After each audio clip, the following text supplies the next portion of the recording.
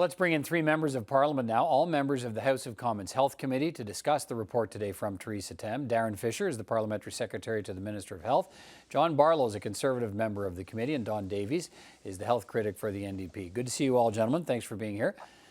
Mr. Fisher, let me start with you. This annual report from Dr. Tam's, it's another pretty damning indictment of, in many ways, who we are. Poorly prepared for the pandemic, putting groups of Canadians at risk because they've always been at risk, because they're marginalized or face systemic barriers that they've always faced. So the clear implication here is that as a country, we should be doing a whole lot better. So what's your government going to do about her call to action?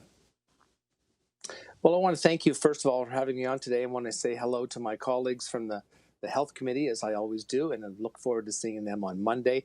You know, I want to thank Dr. Tam for this report. Dr. Tam has worked tirelessly, 18 to 20 hours a day, probably since we first heard of COVID back in January. So, you know, the work that she's put in has been incredible. But we know, all three of us on this panel know that we have to find ways to take care of the Canadians that are most at risk, whether they be seniors or racialized populations or folks that work in essential services, people with disabilities.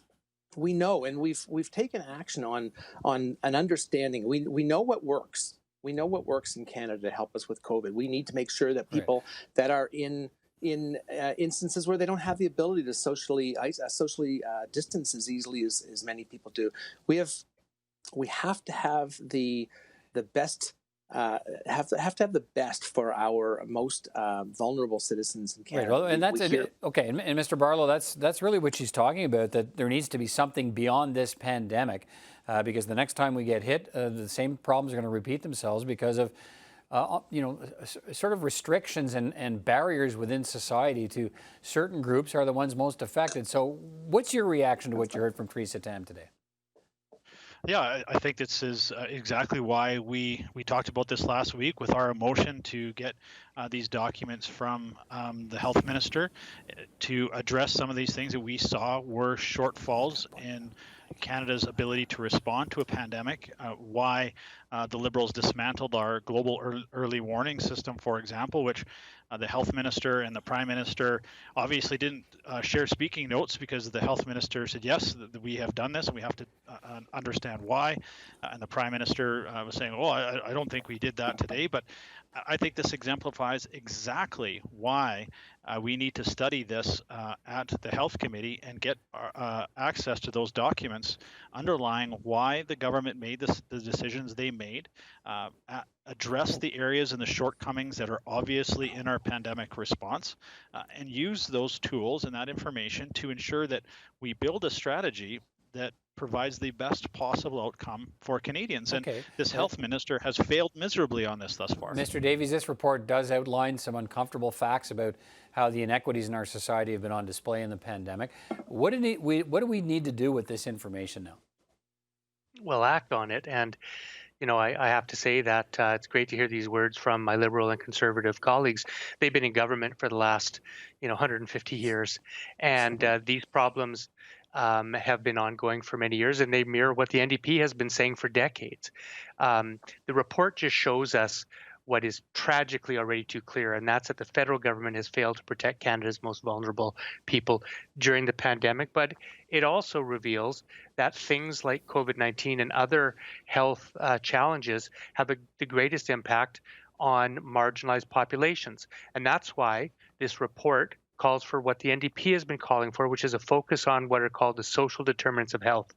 We have to make sure that people have a stable income, that they have adequate housing, that they have access to nutritious food and clean water and meaningful connections to community. And that's why things like when Mr. Harper cut the federal health transfer from 6% to 3%, when healthcare costs are rising at 5.2% a year, and the Liberals continue that. This is the kind of structural problem that leads to the report that we see here today. All right, let's talk about that. Mr. Fisher, the government's already shelled out hundreds of billions of dollars in the pandemic response, billions more to come. Now, when the pandemic is past and the recovery begins, there will likely be an enormous temptation to get back to normal and cut spending and try to get the fiscal house in order. And those problems of inequity underlined by Dr. Tam, they'll still be there. So how committed is your government to closing these gaps in healthcare by closing the gaps in society, because that's really what she's saying. Yeah, absolutely. And you know what? I'm so glad Don talked about the social determinants of health, employment and housing and access to social services. We've instituted some amazing services for the public, for Canadians, to keep them healthy and keep them safe during COVID. These are important, and to be able to address the social determinants of health is going to get us to the place that we need to get. Right, which is, so to those things you've talked about and the measures you've taken, she's making the case today they need to be permanent, essentially. They need to be permanent, and they need to be done by many different levels of government. That's going to be the challenge, is it not?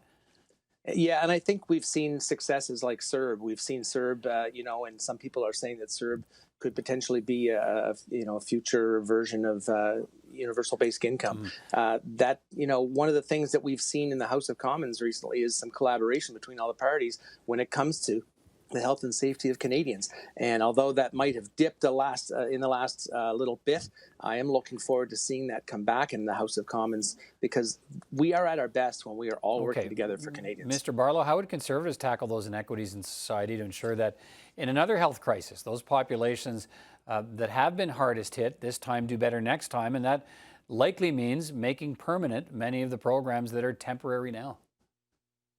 Yeah, I think we would all agree that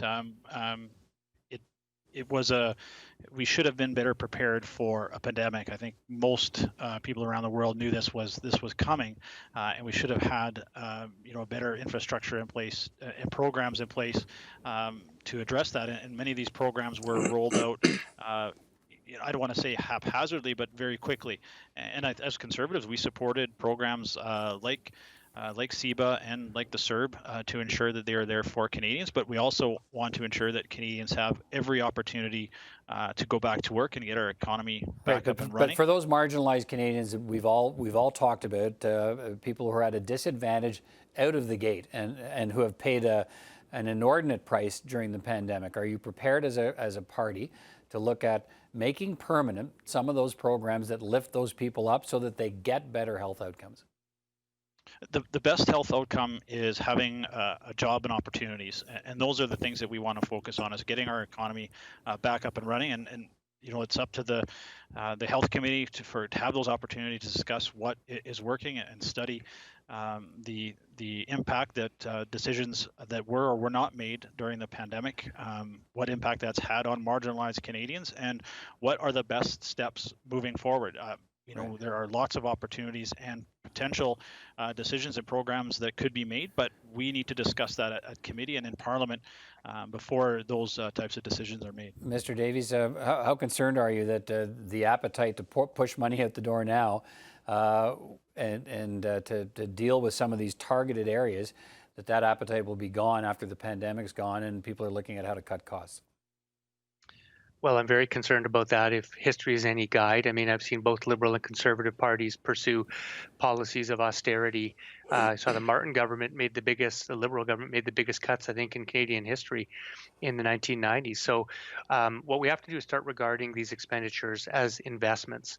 So things like building a universal childcare system, making sure that we get the federal government back into providing affordable housing, working with the provinces, making sure that we have clean water at every Indigenous community in this country and every community in this country. These things are investments in infrastructure that not only are the right things to do, but they are key components of making sure people are healthy. And that's, I think, the nub of Dr. Tam's report today. Is that if we want to have a modern economy, we want to have a caring country for the 21st century, we have to invest in these very necessary social infrastructures and not cut them as soon as the crisis is over. All right, gentlemen, time is short tonight, but it's an important discussion, and I know we'll have more to say on it in the days ahead. But thank you all for taking time to speak with me tonight. I do appreciate it. Thank you. Thanks, guys. Everyone.